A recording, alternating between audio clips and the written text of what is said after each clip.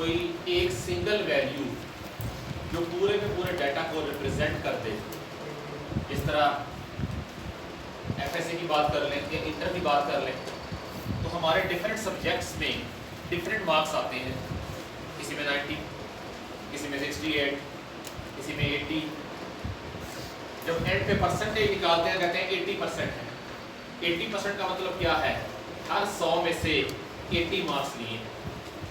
हालांकि है डिफरेंट, हो सकता है किसी एक सिंगल सब्जेक्ट में भी 80 मार्क्स ना हो, लेकिन वो एक सेंट्रल वैल्यू, एक मिडल वैल्यू जो पूरे के पूरे डाटा को रिप्रेजेंट कर दे, that is called a central value. और उसको उन तमाम वैल्यूज को अगर इकट्ठा कर लें, that is called measures of central tendency. इसमें कई तरह की वैल्यूज आती हैं।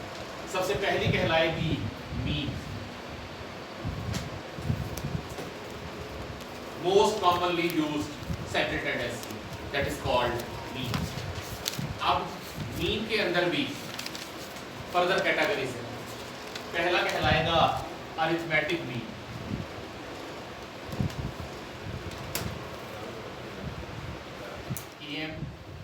इसी को कहते हैं कॉमन मीन और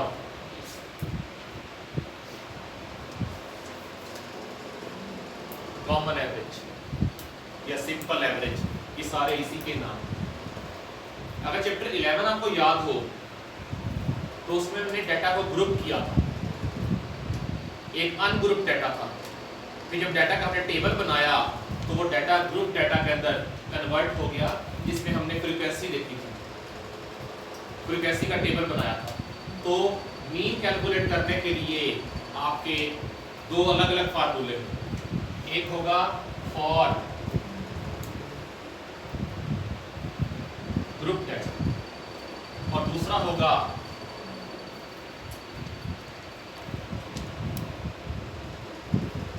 अनग्रुप डाटा। अनग्रुप डाटा का फार्मूला अलग होगा, ग्रुप डाटा का फार्मूला अलग होगा। और अनग्रुप डाटा,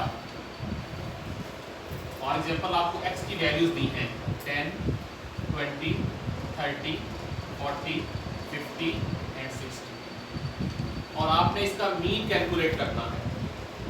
तो अनग्रुप डाटा का मीन कैलकुलेट करने का फार्मूला इसे शो करते हैं x बार से। अरिथमेटिक मीन x बार से शो होता है। इसका फार्मूला है summation x over summation x mean sum of all values of x divided by n number of values. इन वैल्यूज को ऐड कर लें, समेशन x आ जाएगा 210 और n नंबर ऑफ वैल्यूज 6 हैं, 6। ये वो सेंट्रल वैल्यू है जो पूरे के पूरे डाटा को रिप्रेजेंट करेगी। Then comes group data. Group data वो होगा जिसमें फ्रीक्वेंसी शो होगी, जिसमें फ्रीक्वेंसी बनी हुई रहेगी। आपको x की वैल्यूज दी हैं, आपको फ्रीक्वेंसी दी है। x है 2, 3, 5, 7, 8, 10। फ्रीक्वेंसी है 3, 7, 10, 12,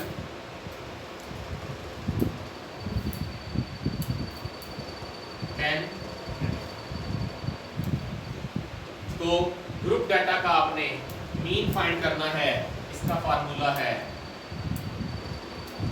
समेशन fx ओवर समेशन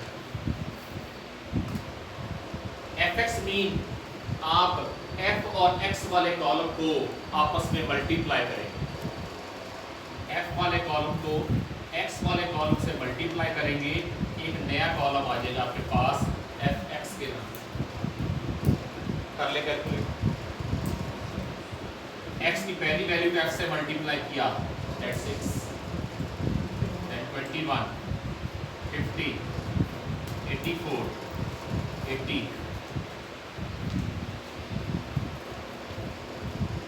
अब इस fx वाले कॉलम का टोटल कर लें और f वाले कॉलम का भी टोटल कर लें।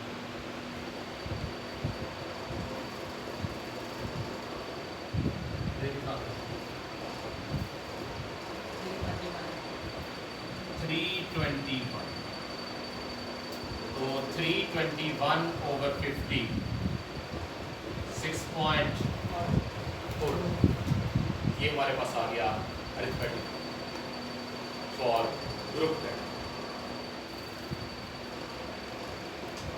स्टैट्स का कोई भी क्वेश्चन सॉल्व करने का तरीका ये होता है, सबसे पहले फार्मूला लिख लें।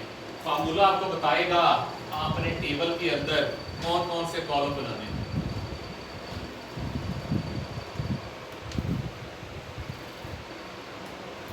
जी एफएक्स को मल्टीप्लाई करके इसका सम लेना अलग है और दोनों को पहले दोनों कॉलम को प्लस करके फिर मल्टीप्लाई करना अलग है। हाँ वो अलग चीज।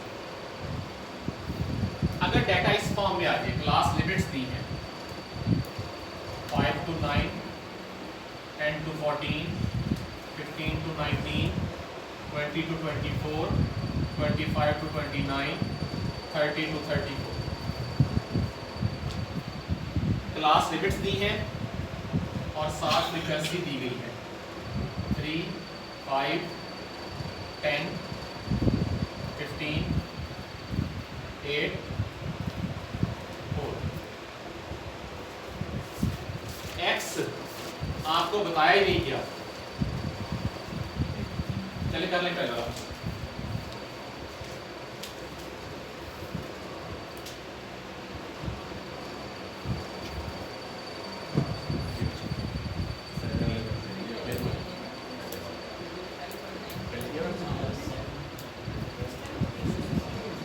नोट करते हैं। वो डिस्कशन है, वो डिस्कशन है।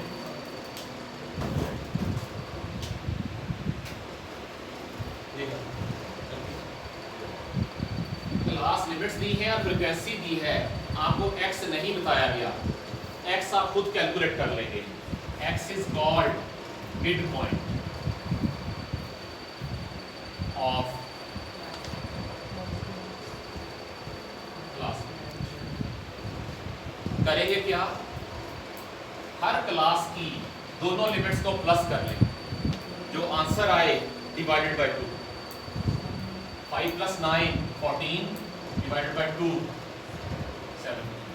10 + 14 24 डिवाइडेड बाय 2 12।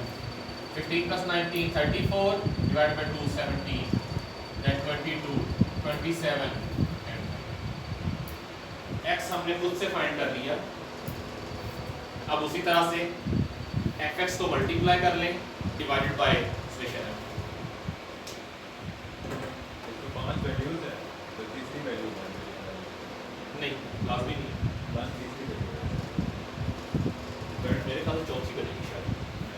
5 6 और 7। अच्छा इधर से क्लास लिमिट की बात कर लें, ठीक है। गैप 4 का है।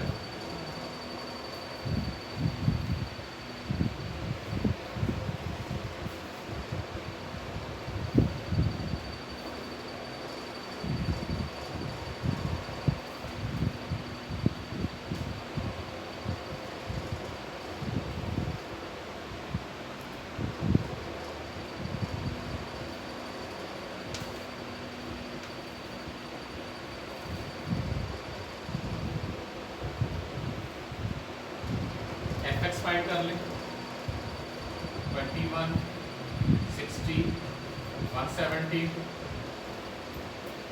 330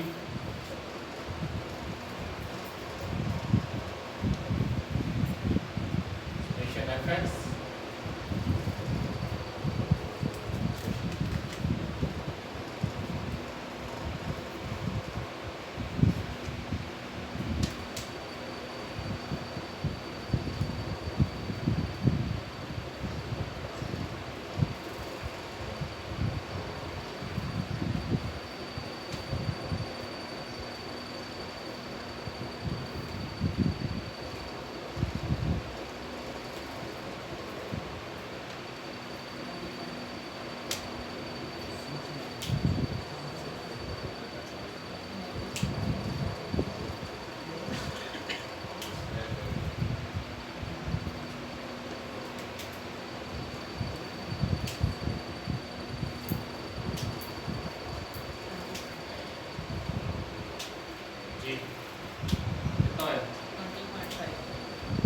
20.5 सवाल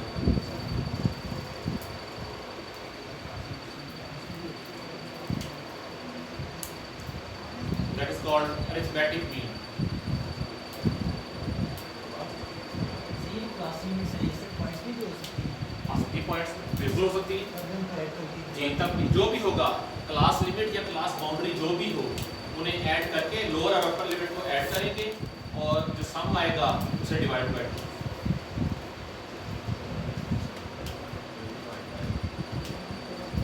Then comes other measure of central tendency, geometric mean, GM. ये EM था, वो GM.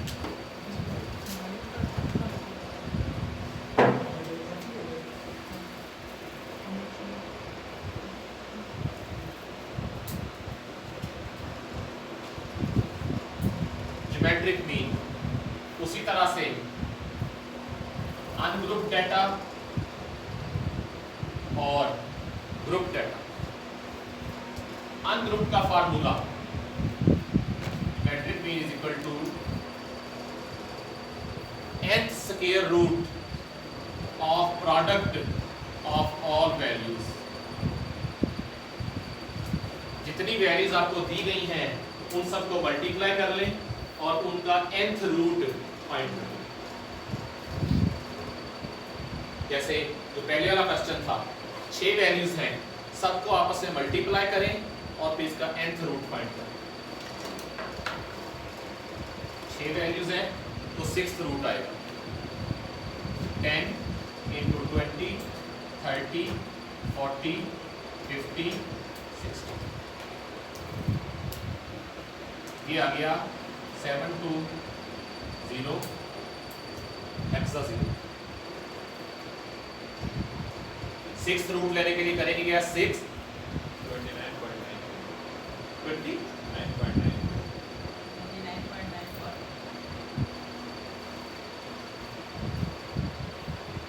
6th रूट लेने के लिए 6 प्रेस करेंगे, शिफ्ट रेस टू पावर वाला बटन और फिर आगे नंबर लिखेंगे.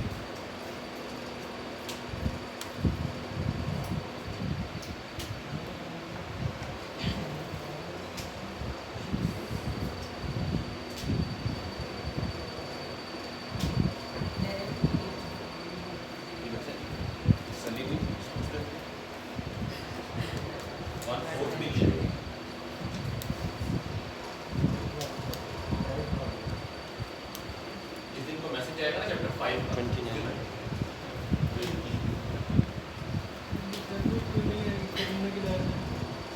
कोरोना को लोग सीरियस नहीं लेते. लेना के कुछ भी नहीं होता. ये वो तो रहा है दैट्स हो रही है डेली 70-80.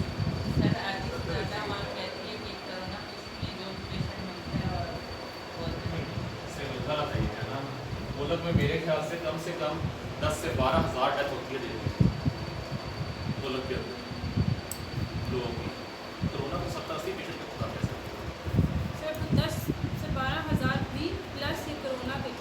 एग्जैक्टली वही ना. कोरोना एक टीचर है जो बाकी मरते हैं वो तो नेचुरल है. वो नेचुरल डेथ. लेकिन लोग कहते हैं कि सारे उसमें खाते में डाल रहे हैं, सारे तो 10-12 हज़ार है डेली के. अगर ग्रुप डाटा आ गया तो इसका फार्मूला है anti log summation f log x और summation. पहले x की हर वैल्यू का log लेंगे, फिर उसे f के साथ मल्टीप्लाई करेंगे, फिर सब लेके ऊपर उसको उनका सम लेके समेशन f पे डिवाइड करेंगे और फिर जो आंसर आएगा उसका एंटी लॉग लेंगे. मसलन एक आपको x दिया गया है 2 3 5 7 8 और 10. f दिया गया है 3 7 10 12 10 8. पहले x का log लें और उसे साथ ही मल्टीप्लाई कर दें f के साथ. आपकी स्पेस ही बचेगी, आपका टाइम भी बचेगा. log x डायरेक्टली कैलकुलेटर पे कर लें. 3 मल्टीप्लाई log 2 0.9 ये 6.99, ये 8 जी 3.4, ये आ गया 9,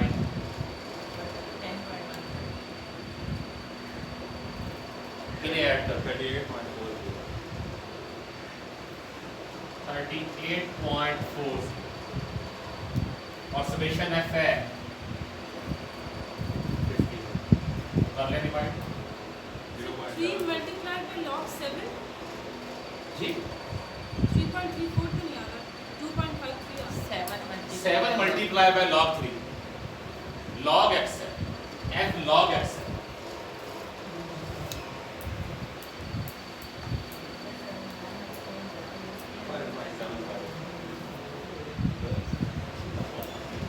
थर्टी 8.40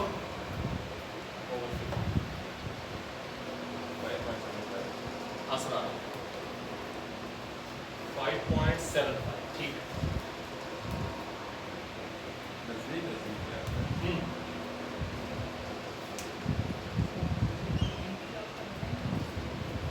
एंटी लॉक का बटन है शिफ्ट लॉक, वो 10 दे देगा, 10 की पावर, क्योंकि कॉमन लॉक का जो उलट होता है वो 10, कॉमन लॉक का जो बेस है वो 10 होता है बाय डिफॉल्ट।